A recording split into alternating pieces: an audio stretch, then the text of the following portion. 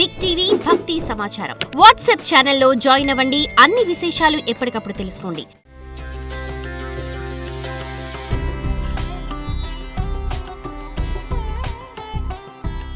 మహాశివుడి పుణ్యక్షేత్రాలు ఎన్నో ఉంటాయి.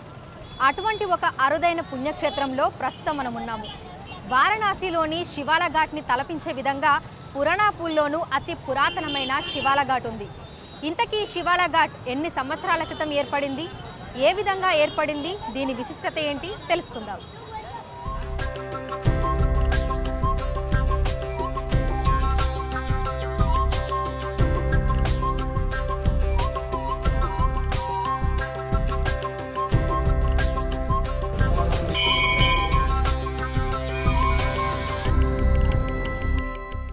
ఇదే 350 ఏళ్ల చరిత్ర కలిగిన పురాణాపూల్లో ఉన్న అతి పురాతన శివాలయం.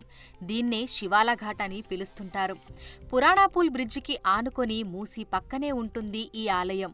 పురాణాపూల్ రోడ్ నుంచి బ్రిడ్జి మీదకు వెళ్లే దారిలో పురాణాపూల్ దర్వాజా సర్కిల్ వద్ద ఎడమవైపున ఉంటుంది బ్రహ్మసూత్ర శివాలఘాట్ దేవస్థానం. ఈ ఆలయం రోడ్డుకు దిగువన ఉంటుంది. మెట్లు దిగి కిందికి వెళ్ళాక విశాలమైన స్థలంలో ఆలయం కనిపిస్తుంది. పక్కనే మూసీ నది ప్రవహిస్తూ ఉంటుంది. గర్భగుడి ద్వారానికి ఎదురుగా ఆలయ ప్రాంగణంలో 5 పడగల పాముకి ఆనుకొని శివుడి విగ్రహం, ముందు నంది విగ్రహం దర్శనమిస్తాయి. ఆలయం లోపలికి వెళ్ళాక గోడలకు శివ పురాణానికి సంబంధించిన విగ్రహాలు కనిపిస్తాయి. భక్తులంతా ఏకకంఠంతో ఆ కైలాసవాసిని స్మరిస్తుంటారు.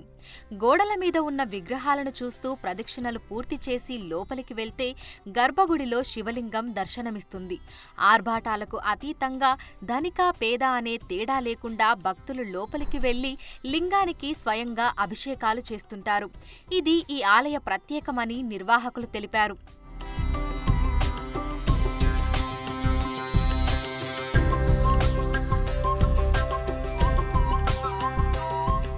పురాణాపూల్కి చెందిన 5 అన్నదమ్ములు కలిసికట్టుగా ఈ ఆలయ నిర్వహణ చూసుకుంటున్నారు. ఈ 5 అన్నదమ్ముల్లో పెద్దవాడైన బక్తావర్ సింగ్ తెలిపిన వివరాల ప్రకారం బక్తావర్ సింగ్ ముత్తాత 350 ఏళ్ల క్రితం పురాణాపూల్లో నివాసం ఉండేవాడట. ఆయన ప్రజల అవసరాల కోసం నీటి సమస్యలు తీర్చేందుకు బావులు తవ్వించేవారట. ఆ సమయంలో ఇబ్రహీంపట్నంలో బావి తవ్వుతుండగా శివలింగం బయటపడిందట. అదే రోజు రాత్రి ఆ పరమశివుడు బక్తావర్ సింగ్ ముత్తాతకు కలలో కనిపించి గంగానదికి సమీపంలో లింగాన్ని ప్రతిష్ఠించమని అన్నాడట. దీంతో పురాణాపూల్లో వారి నివాసానికి చేరువలో ఉన్న మూసీ నది పక్కన లింగాన్ని ప్రతిష్ఠాపన చేశారట. పురాణాపూల్ బ్రిడ్జి అటువైపు ఇటువైపు ఉన్న శ్మశానాల మధ్యలో ఉంటుంది ఈ ఆలయం. ఈ ఆలయ నిర్మాణ శైలి భిన్నంగా ఉంటుంది. ఆలయ నిర్మాణం రాతి మట్టితో చేశారని, కేవలం చేతులతోనే నిర్మించారని బక్తావర్ సింగ్ తెలిపారు. ఆలయంలోకి నీరు వచ్చే విధంగా నిర్మాణం చేశారు. గంగమ్మ తల్లి ఆలయంలోకి వచ్చిపోయే విధంగా ఉంటుంది నిర్మాణం. 1908లో భారీ వరదలు వచ్చినప్పుడు ఆలయం పూర్తిగా మునిగిపోయిందని, అయినా కూడా ఆలయానికి ఏం కాలేదని తెలిపారు. భారీ వర్షాలు కురిసినప్పుడు గర్భగుడిలోని లింగంపై నుంచి వర్షపు నీరు వెళ్లిపోతుందని చెప్పారు.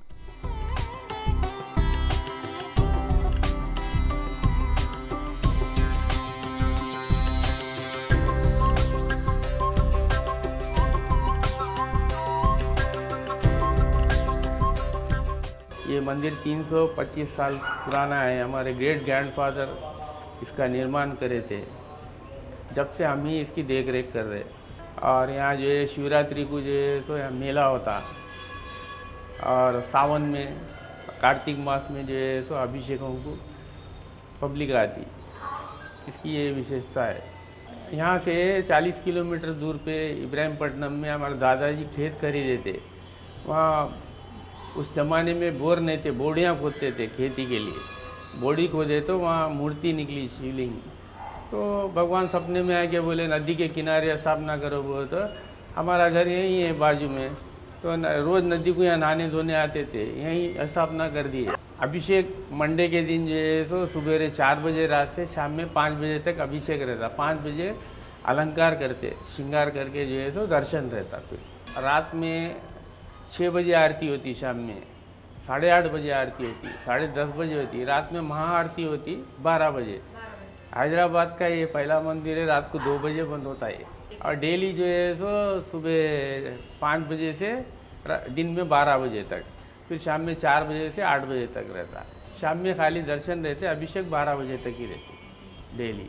तो शिवरात्रि एक प्राचीन मंदिर होने की वजह से यहाँ बहुत बड़ा जतरा होता, लैक्स ऑफ पीपल्स आते दर्शन को।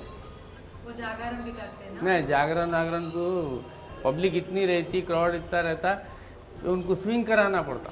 यहाँ पब्लिक को रोक नहीं सकते, इतनी पब्लिक आती, जगह नहीं है ना। ये मंदिर में, अपने मंदिर में खासकर कोई बड़ा छोटा नहीं है, सब समान अधिकार है, सब भक्ता अंदर जाते। शिवरात्रि, इवन शिवरात्रि को भी अरेंज करते हम लोग, पुलिस प्रोटेक्शन ले लेके अरेंज करते, अंदर तक सबको जाने देते। एक एक लोटा जल चढ़ाना, दूध लाए तो दूध चढ़ाना, लिंग कुछ पैर पड़ के जाना। ये विशेषता है हमारे मंदिर की। कोई मंदिर में रोक टोक रहती है, हमारे मंदिर में रोक टोक नहीं है।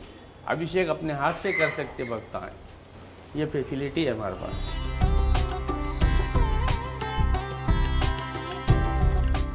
ఈ ఆలయంలో మరో ప్రత్యేకత ఉంది. ప్రతి సోమవారం ఆలయం అర్ధరాత్రి 12 గంటలకు తెరుస్తారు. ఆ సమయంలో ఢమరుక నాదాలతో శివనామస్మరణ చేస్తూ మహాహారతి నిర్వహిస్తారు. ఈ హారతి కోసం అనేక మంది భక్తులు వస్తుంటారు. అర్ధరాత్రి 12 గంటల నుంచి 2 గంటల వరకు ఆలయం తెరిచి ఉంటుంది.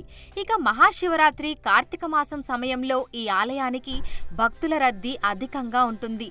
శివరాత్రి రోజు మేళాతో పాటు కార్తీక మాసంలో అభిషేకం కోసం లక్షల మంది ఇక్కడికి వస్తుంటారట.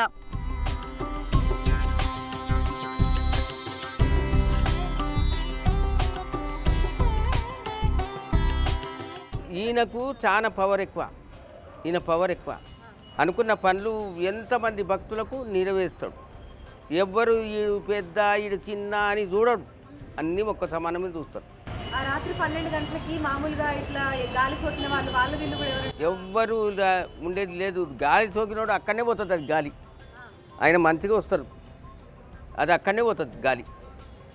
గాలి సోకినోడు, దయ్యం పట్టినోడు అక్కడనే దులిపేస్తుంది.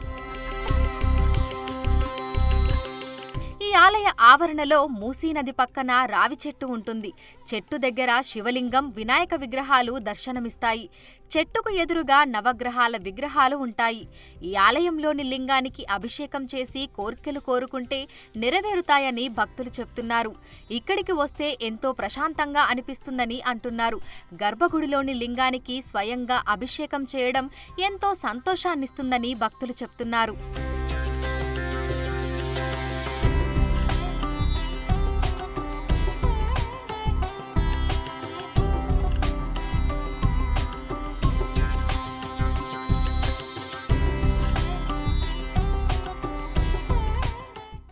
हर सोमवार के दिन हम लोग यहाँ मंदिर को आते हैं क्योंकि मेरे को भोलेनाथ पे भरोसा है और ये 300 साल हो गए मंदिर को बन के।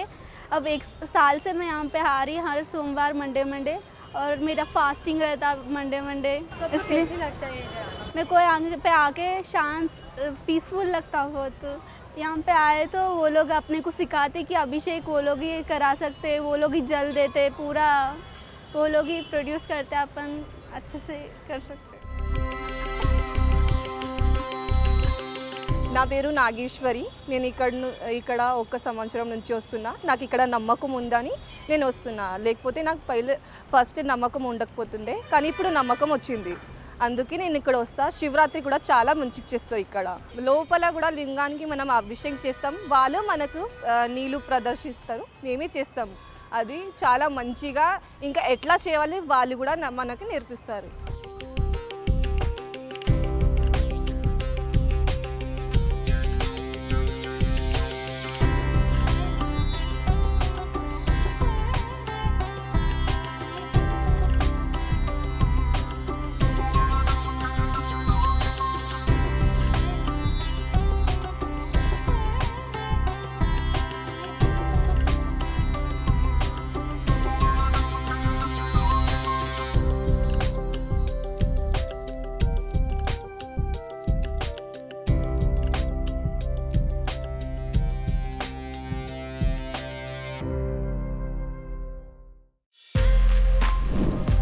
For more videos like this, subscribe Big TV channel.